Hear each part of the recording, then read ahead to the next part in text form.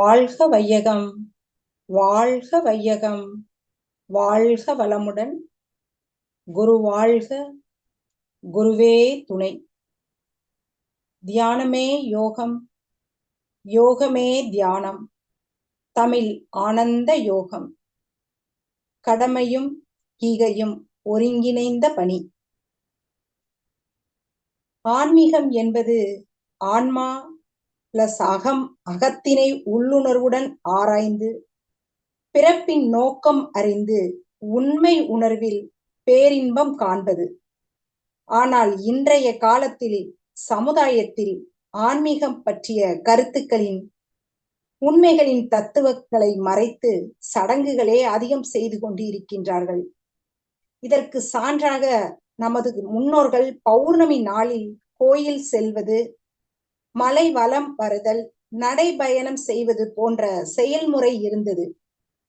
மனிதனின் மீது பௌர்ணமி ஒளி வெளிச்சம் உடலில் ஊடுருவி ஜீவகாந்த சக்தியை பெருக்கும்.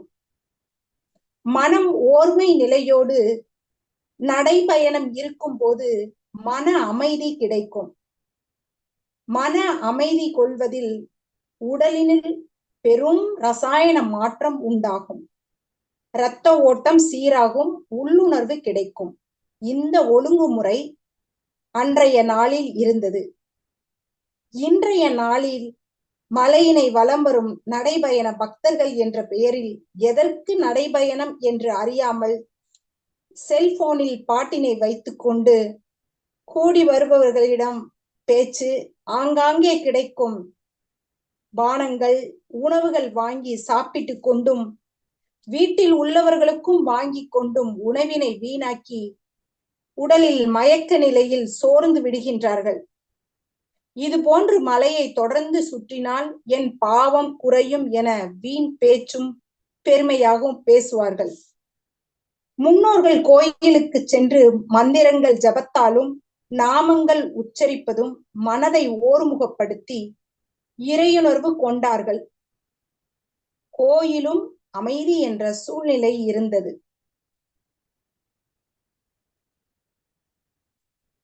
இன்றைய நாளில் கோயில் செல்லும் மனிதர்கள் சுயநலத்தோடு லாபம் அனைத்திலும் பெறலாம். குழந்தைகளின் படிப்பு, வேலை, அந்தஸ்து கேட்டவுடன் இறைவன் கொடுப்பதற்கு முன்கூட்டியே பிரார்த்தனை என்ற பெயரில் அன்னதானம் செய்கின்றேன் என்று உயிர் பலி செய்வதும், தனது சொந்தங்களை அழைத்து கொண்டு பெருமை பேசி குழந்தைகள் பேரனுக்கு சொத்து சேர்த்ததற்கும் கோயில் கோயிலாக செல்கின்றார்கள். மனிதர்கள் பிறப்பின் நோக்கம் தெரியாமலே தனது சந்ததியினருக்கு வினைகள் அல்லவா சேர்த்து கொண்டிருக்கின்றார்கள். மனிதனுக்கு தேவையான அடிப்படை வசதிகளான உண்ண உணவு, இருக்கை இடம், உடுத்த உடை கிடைத்ததா என்று சிந்தித்து மனம் நிறைவு கொள்ளவில்லை. மனிதனின் வாழ்க்கை தேவையான அடிப்படை வசதிகளை கூடுதலாக பெருக்கிக் கொள்ள வேண்டும். நாகரிக காலத்திற்கு ஏற்றாற்போல் ஆடம்பர வசதிகளுடன் வாழ்வதற்காக பொருளாதார தேவையை நேர்வழியில் பெருக்கிக் கொண்டோமா? உழைப்பில் மற்றவர்களோடு பொறாமை கொள்ளாமல், உடலை கெடுத்து கொள்ளாமல் வளர்ச்சி இருந்ததா என்றால் இக்காலத்தில் இல்லை என்றுதான் கூற வேண்டும். மனிதன் இத்தனை தவறுகள் செய்துவிட்டு கோயில் கோயிலாக பாத யாத்திரை செல்கின்றார்கள். நான் சமீபத்தில் காளகஸ்தி கோயில் சென்றேன். கால ஈஸ்வரை பார்ப்பதற்கு இலவச தரிசன வரிசையில் நின்று கொண்டு இருந்தேன். 2 ஐயர்கள் தொழிலதிபர் போன்ற கணவன் மனைவியை 100 ரூபாய் ஸ்பெஷல் தரிசனத்தில் அழைத்து சென்றார்கள். அவர் சாமி கும்பிட்டு உண்டியல் பக்கத்தில் வந்து நின்று கணவன் மனைவி இருவரையும் அவர்களாகவே தலையை சுற்றி திரும்பி பார்க்காமலே, கையில் என்ன இருந்தது என்று எனக்கு தெரியவில்லை, அவர்களாகவே தலையை சுற்றி கொண்டு உண்டியலை பார்த்து நேராக போடாமல் முதுகுப்புறமாக கையை கொண்டு உண்டியலின் நுழை பகுதியில் பொருளை போட்டார்கள். உடனே மனைவியை பார்த்து, சரி சரி, இங்கே நிற்க வேண்டாம், திரும்பி பார்க்காமல் போய்விடும் என்று கூறி சென்றார்கள். என்ன தவறு செய்தார் என்று தெரியவில்லை. தப்புக்கு பிராயச்சித்தம் தேடுகின்றார்கள். எனக்கு சிரிப்பு வந்தது, ஏன் இந்த போன்று செய்கிறார்கள் என்று. நான் இந்த சிந்தனையை, நமது கடமையும் ஒருங்கிணைந்த பணி படிக்கும் போதுதான் இதன் பொருள் எனக்கு தெரிந்தது. இது போன்ற நிலையிலிருந்து மனிதர்கள் மாற வேண்டும், சிந்தனை பெற வேண்டும். பிறப்பின் அவசியம், வாழும் காலத்தில் இறைநிலை உணர்ந்து இறையை ஒவ்வொரு உயிர்களாக பரிணாம வளர்ச்சி பெற்று 6ஆம் அறிவான இயற்கையின் வடிவம் மனிதன் என்பது உணர்த்தி வையகம் முழுவதும் அமைதி நிலவ மனவளக்கலை எனும் அரிய பொக்கிஷத்தை நமக்கு கொடுத்தவர் ஆசான் அருட்தந்தை அவர்கள்.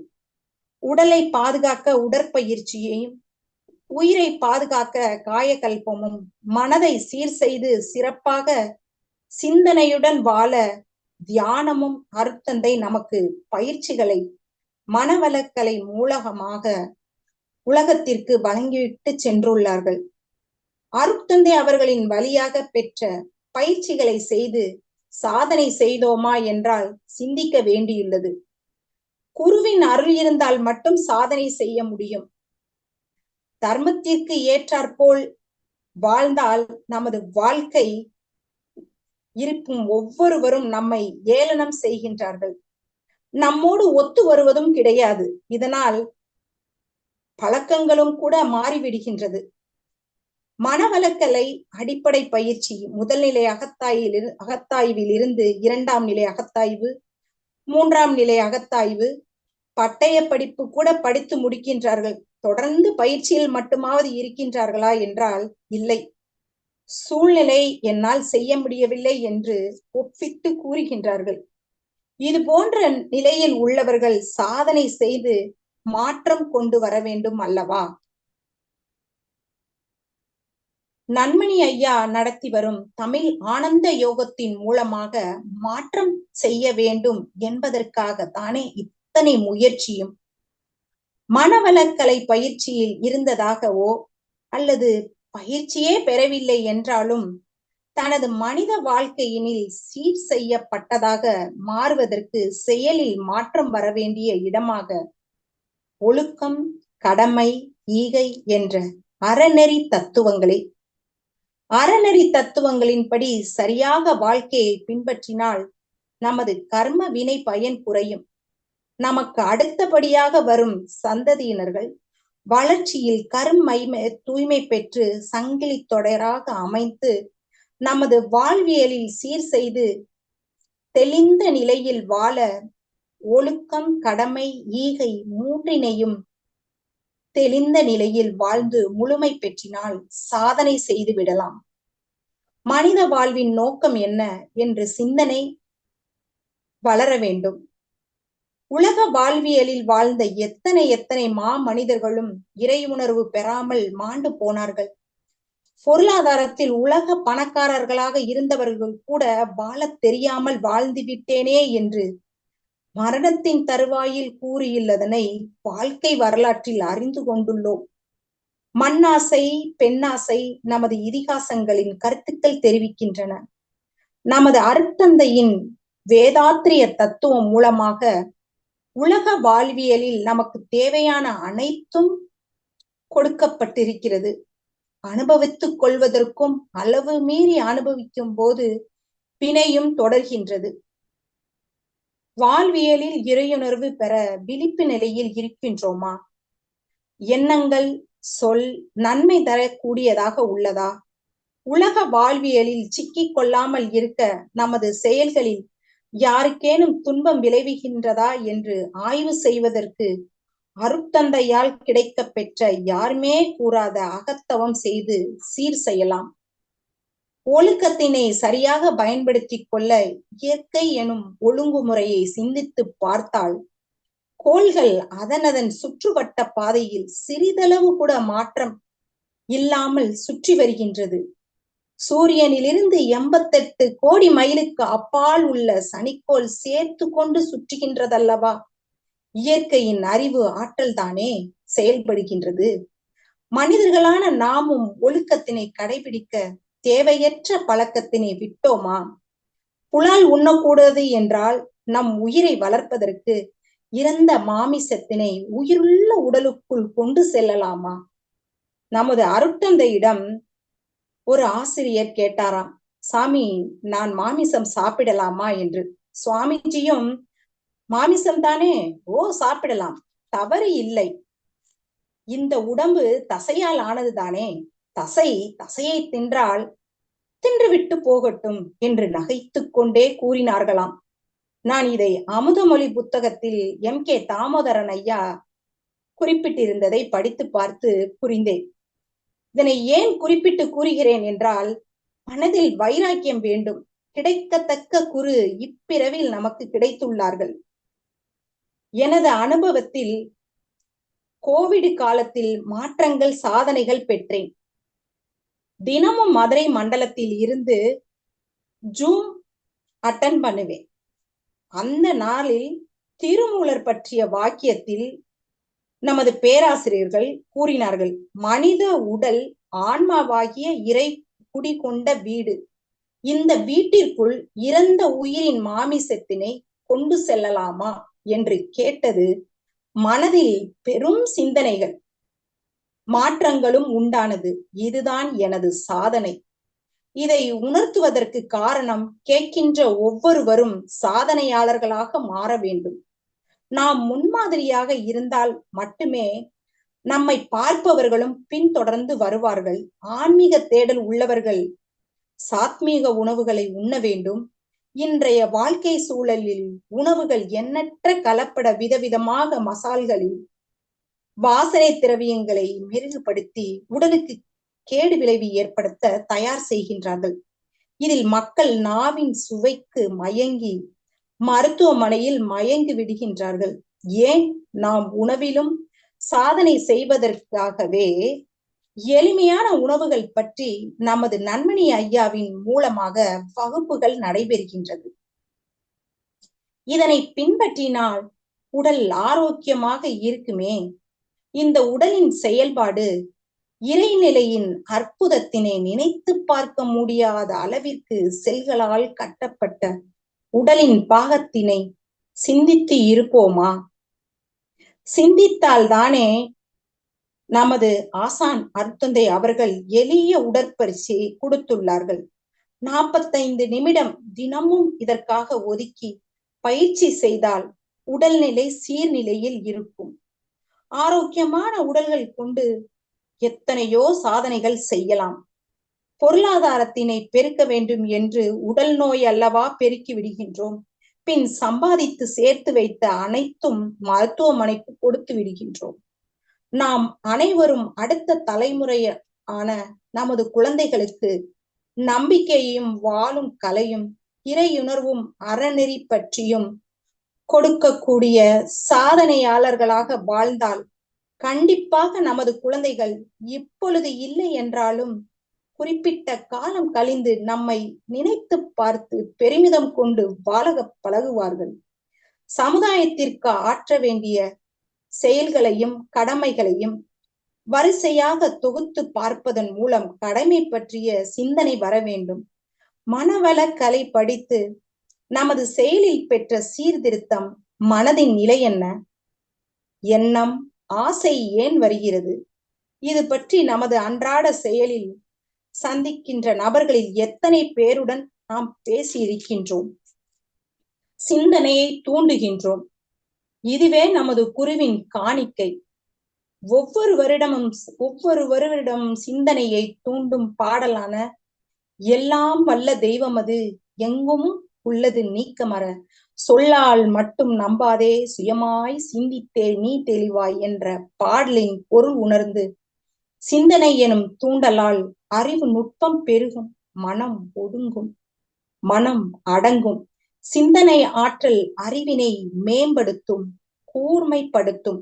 இதுவரை செய்த வாழ்வியலின் தவறுகளை திருத்தி மேம்படுத்த நாம் ஒவ்வொருவரும் மற்றவர்களுடன் மனவளக்கலை பற்றி பகிர்வதை நமது கடமையாக்கி கொள்ள வேண்டும். ஒருவருக்கு துன்பம் ஏற்பட்டால் அதற்கு உதவியாக இருந்து செயல் செய்வதே ஈகை. சமுதாயத்தில் துன்பம் இல்லாத செயல்களை துன்பம் என கருதி தன் மனதினையும் உடலையும் வருத்தி கொண்டே பலர் இருக்கின்றார்கள். இந்த துன்பம் பற்றி ஆராய்ந்து சிந்தனையை தூண்டுவதற்கு, நமது வாழ்வின் உண்மை நிலை விளங்குவதற்கு அருட்தந்தை அருளிய துரிய தவம் துல்லியமாக பயன்படும். வாழ்க்கை தத்துவங்களை, தேவையான உணவு, உடை, இருப்பிடமும் மூன்றையும், காப்புக்களையும், இயற்கை சீற்றம், வேற்றுயிர் பகை, தற்செயல் விபத்து இதிலிருந்து பாதுகாக்க சரியாக நிறைவேற்றி இருந்தாலும் சமநிலையில் நேர்மறையாக வாழ்வதே சரியாக காப்புகள் நமக்கு உதவி செய்யும். நமது வாழ்க்கைக்கு தேவையானது என்ன? தேவையை நிறைவேற்ற சரியான சூழ்நிலைகள் உள்ளதா? இதில் முரண்பாடுகள் இன்றி அமைத்து இருக்கின்றோமா? நாம் தங்குவதற்கு வீடு தேவை, அதற்கு மேல் வீடு தேவையில்லை. குழந்தைகள், பேரன் பேத்திக்கு தனித்தனியாக வீடு, இதுதான் துன்பமாக வினைப்பதிவுகள் ஏற்படுகின்றது. எனக்கு தெரிந்த மருத்துவர், வருமானத்தில் ஒருவர் சிறுநீரகத்தால் பாதிக்கப்பட்ட நோயாளி. அவருக்கான செலவு 25,000 ரூபாய். அவர் எடுத்துக்கொள்ளும் மருந்து செலவுகள் அனைத்தும், அந்த மருந்து செலவுகள் அனைத்தையும் நேரடியாகவே உதவி செய்து கொண்டு இருக்கின்றார். இதுதானே உண்மையான ஈகை. ஒரு உயிரின் பரிணாம வளர்ச்சிக்கு உதவுவது சிறப்பான ஈகை. நம் மனதில் எண்ணங்கள் எழுந்து கொண்டே இருக்கின்றது. இது போன்று வரும் எண்ணத்தினை மகரிஷி ஐயா அவர்கள் எண்ணம் ஆராய்தல் பயிற்சி மூலமாக, ஏன் இந்த எண்ணம் வருகின்றது, மனிதன் சிந்திக்கணும், விலங்கின பதிவில் இருந்து மாறுபட முடியும். எண்ணத்தினை 6 விதமாக, உதாரணமாக காலையில் எழுந்தவுடன் ஏதேனும் அருந்துவதற்கு பெரும்பாலும் டீ தேவையாக இருக்கும். இது உண்மையில் தேவை. 11 மணிக்கு பணியில் உள்ளவர்கள் தன்னை ஓய்வு எடுத்துக் கொள்வதாக நினைத்து பசி இல்லாத உணர்வில் மீண்டும் டீ, பிஸ்கட் என்று ஸ்நாக்ஸ் சாப்பிடும்போது பழக்கமாகி கொண்டு இருப்பது. சிலர் உறவினர்கள் வீட்டிற்கு செல்லும் போது உபசரிப்பின் காரணத்தால் தட்ட முடியாமல் சாப்பிட வைத்து விடுவது. இது சூழ்நிலையால் அன்பில் மாட்டிக்கொள்கின்றார்கள். நகர்ப்புறங்களின் வழியாக செல்லும் போது ஹோட்டலில் இருந்து வரும் வாசனையினால் மயங்கி பிறர் மனம் தூண்டுதலில் உள்ளாகி, இதனை சிந்தித்தால் நமது உடலுக்கு எது தேவையில்லை என ஆராய்ந்து செயல்பட்டால் முடிவு எடுக்க சரியாக உதவும். கருவமைப்பு என்பது தெய்வீகம் என்பதும் இறைநிலை தீர்ப்பு ஏற்றுக்கொள்ளலாம், பின்பற்றலாம். மீண்டும் மீண்டும் நமது வாழ்வியலுக்கு அடிப்படை 3 தேவை முடிந்த பின் இன்னும் தேவை என பெருக்கிக் கொள்வதே இதனால் எழும் துன்பங்கள் செயற்கை துன்பங்களாகி விடுகின்றது. தற்பொழுது உள்ள பள்ளிகளில் குழந்தைகளுக்கு கொடுக்கும் ஹோம்ஒர்க்கில் குழந்தைகள் செய்கின்றார்களா என்றால் தெரியவில்லை. பெற்றோர்கள் ஹோம்ஒர்க் செய்து ஆக வேண்டும். அம்மா ஹோம்ஒர்க் செய்வதா, அப்பா ஹோம்ஒர்க் செய்வதா? டிராயிங் அம்மாவிற்கு வந்தால் உடனே செய்து முடிப்பார். படிக்க வைக்க அப்பா வரட்டும் என காத்திருந்து அப்பா பணி முடித்து வந்தவுடன் குழந்தையை படிக்க வைக்க வேண்டும். குழந்தை தூங்கும் நேரத்திற்குள் அப்பாவின் அக்கறை குழந்தை எப்படி ஒத்துழைப்பார்? விபரம் கூட தெரியாத வயதில் அப்பா முகத்தை கண்ட ஆவல் மட்டுமே இருக்குமே தவிர எழுத்துக்களில் பதிவு இருக்காது. அப்பா சத்தம் போட்டு கொண்டே கையை பிடித்து எழுதி முடிக்க இரவு 9 மணி ஆகும். அதற்கு பின் இரவு சாப்பாடு.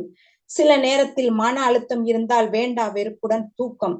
அப்பா அம்மா மன உளைச்சலில் எதிர் நிற்கின்றது. தற்பொழுது உடல் நோய், பிளட் பிரஷர், சுகர் இதில் கொண்டு போய் நிற்கின்றது. இந்த செயற்கை துன்பத்தின் விலையே இல்லாமல் பெற்றோர்கள் வாங்கிக் கொள்கின்றார்கள்.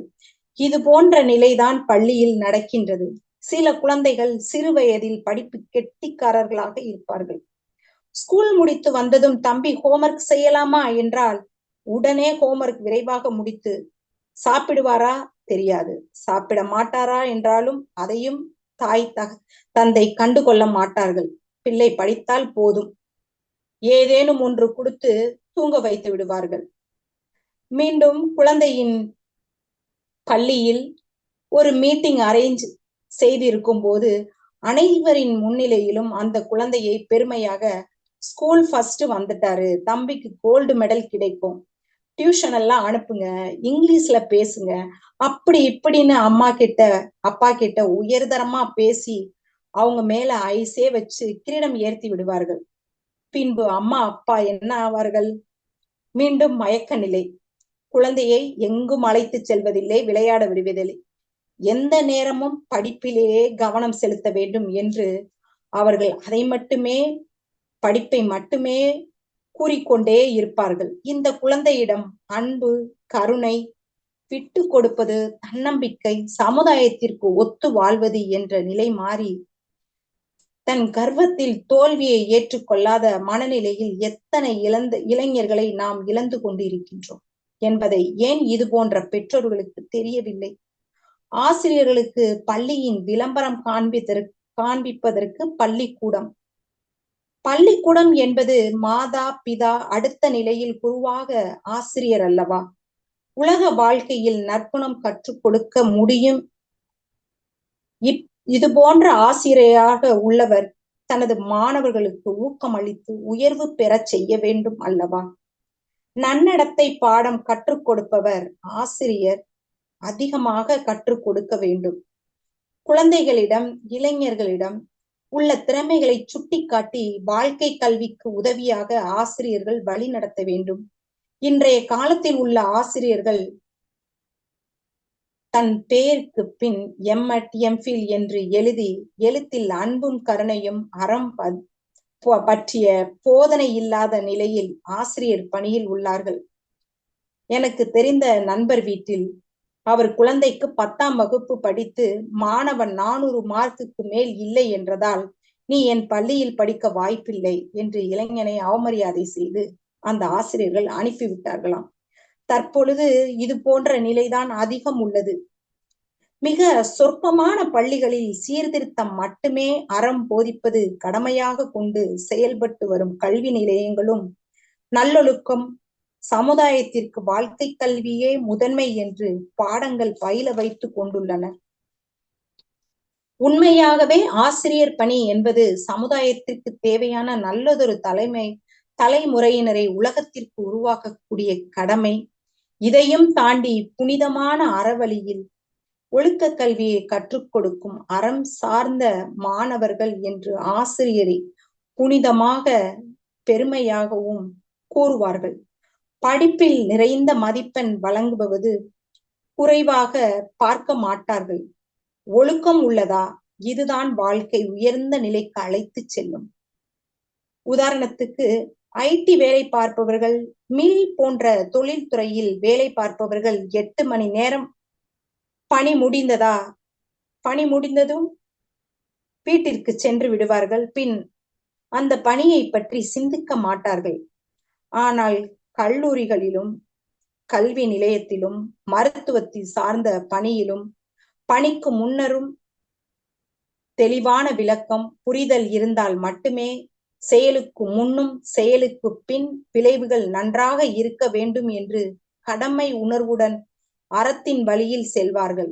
அகம் சார்ந்த பணியில் உள்ளுணர்வு, முகமலர்ச்சி, வாழ்த்துக்கள் குவிந்து கொண்டே இருக்கும். இதில்தான் ஈகை சேர்ந்தே வருகின்றது. சமுதாயத்திற்கு முழுமையாக ஈகையுடன் செயல்படுகின்றார்களா? இன்றைய சமுதாயத்தில் இல்லை. மருத்துவராக வேண்டும் என்பதற்காக நீட் எக்ஸாம் எழுதி எப்படியோ ஏதோ தவறு செய்து பணத்தின் மூலமாக மருத்துவ சீட்டினையும் வாங்கி விடுகின்றார்கள். செலவு செய்த பணத்திற்கு ஈடுகட்ட இன்று நோயின் மருத்துவத்தின் கண்டறிய பரிசோதனைகள் அதிகம் செய்து பணம் சம்பாதிக்கும் காலம் ஆயிற்று. இங்கு ஈகை என்பது மிகவும் குறைவாக ஆகிவிற்று. வயிற்று வலி என்று மருத்துவரிடம் சென்றால் வயிற்றை அழுத்திவிட்டு குடும்ப கதையெல்லாம் அவரிடம் யதார்த்தமாக பேசி கேட்டுக்கொண்டே, பயப்படாதீங்க, ஒன்றுமே இருக்காது, எனக்கு உங்க மேல நம்பிக்கை இருக்கு, உங்களுக்கு ஒண்ணுமே இல்லை, ஆனாலும் 40 வயதுக்கு மேல ஆனதுனால ஒரு பரிசோதனை பார்த்திடுவோம், பிளட் டெஸ்ட் எல்லாம் நம்ம கிளினிக்ல பார்ப்போம், நாளைக்கு வயிற்றுல ஒரு ஸ்கேன் எடுத்துட்டு வாங்கன்னு அனைத்து செலவும் சேர்த்து ஒரு 5000 ரூபாய் மாத்திரையுடன் சேர்த்து இன்றைய சமுதாயத்திற்கு பில்லை எடுத்து கொடுத்துடுறாங்க. சமுதாயம் இப்படித்தான் இருக்கு. சில மருத்துவர்கள் நோய்க்கான காரணத்தினையே கூறுவதில்லை. மருந்துகளாய் எழுதி இதை சாப்பிடுங்க 5 நாள்ல சரியாகிவிடும். சரியாகலைன்னா வேறு மெடிசன்ல மாத்தலாம். எழுதி கொடுக்கிறது அந்த மாத்திரைகள் சரியான நேரம், அளவு முறை, மருந்தோட சைடு எஃபெக்ட் எதுவுமே தெரியாது. இதுபோல் மாத்திரைகளை சாப்பிட்டு வேறு ஒரு வியாதியும் உடல்ல வந்துடுது. அதுக்கு அந்த மாத்திரை பார்க்கும்போது, மருத்துவரை பார்க்கும்போது அவரின் வருமானம் கூடணும். இதுதான் சமுதாயம். இங்கே எங்க ஈகை உள்ளது? உண்மையான மருத்துவரும் சமுதாயத்தில் இருக்கின்றார்கள் சிலர். எனக்கு தெரிந்த மருத்துவர் வயது 75 ஆகிவிட்டது. எனக்கு 32 வருடமா அந்த மருத்துவரை தெரியும். அரசு மருத்துவமனையின் பணியை ராஜினாமா செய்துவிட்டு தனியார் மருத்துவமனையில் இலவச பிரிவில் அதில் அவர் குறைந்த வருமானத்தில் பணி செய்தார். அந்த பணி 73 வயது வரை தொடர்ந்து செய்தார். பணியில் அந்த பணியின் நேரத்திலும் வரக்கூடிய ஒவ்வொரு நோயாளிகளிடமும் நோய் ஏன் வருகிறது, இதற்கு என்ன சிகிச்சை எடுக்க வேண்டும், இதை எப்படி தடுக்கலாம், தியானம் செய்யுங்க, தியானத்தினால என்ன பலன் கிடைக்கும், உங்க சாப்பாட்டுல சைவ சாப்பாடு அதிகமா சாப்பிடுங்க, நம்பிக்கையா இருங்க, வாழ்க்கையில எப்படி முன்னேறலாம், பொறுமை ஏன் தேவை, கோபத்தை குறைங்க, இந்த மாதிரி ஒரு வாழ்க்கையை வாழ்வதற்கு அனைத்தையுமே அந்த மருத்துவர் ஒவ்வொரு நோயாளியிடமும் நன்கு பேசுவார். இதை நான் ஒவ்வொரு தடமும் நான் கவனித்துக் கொண்டே இருப்பேன். 73 வயதில் மருத்துவ பணியை முடித்து 75 இப்போது 2 வருடமாக ஆகிறது. 2 வருடமாக காலையில 10 மணியிலிருந்து மத்தியானம் 2 மணி வரைக்கும் சிறு கிளினிக்ல வேலை செய்யறார். எந்த பணமும் வந்து பாக்குறவங்க கிட்ட வாங்குறது இல்ல. இதுதான் அவரோட வாழ்நாளின் சேவை மனப்பான்மையே பாருங்க. அவர் முகத்திலேயே எப்பொழுதும் யாருக்காவது ஒரு உதவி செய்யணும் அப்படின்ற ஒரு தேஜஸ்லயும் சிரிச்ச முகத்தோட எல்லார்கிட்டையும் எல்லா விதமான சந்தேகங்களுக்கும் நல்ல பதில் பேசுவார். இது மாதிரி மருத்துவர்களும் இன்னைக்கும் நம்மகிட்ட இருக்காங்க. இதுதானங்க ஈக. நமது இந்திய நாட்டின் பெருமை தீபகற்ப நாடு என்பதால் ஆன்மீகம் கொண்டுள்ளது. பல மகான்கள் தோன்றியுள்ளார்கள், உண்மை நிலை நிறுத்தியுள்ளார்கள், வாழ்ந்தும் காட்டினார்கள். நமது மகரிஷி சுவாமிஜியே அறிவேதான் தெய்வம் என்றார், தாயுமானார். அகத்ததுதான் மெய்ப்பொருள் என்று எடுத்துக்காட்டி அறிவு அதனை அறிவித்தார் திருவள்ளுவர்.